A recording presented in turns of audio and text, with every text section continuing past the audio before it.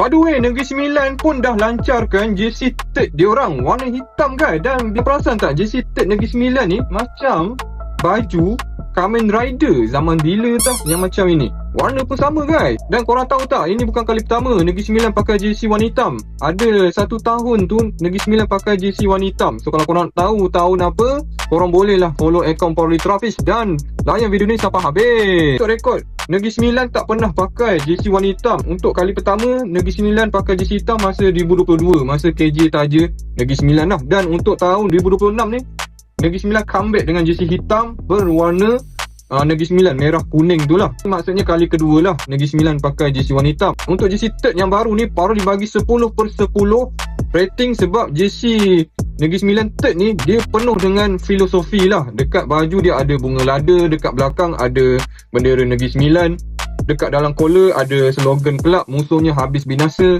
Siapa nampak korang tentang jersey Negeri Sembilan third ni? Boleh komen dekat bawah.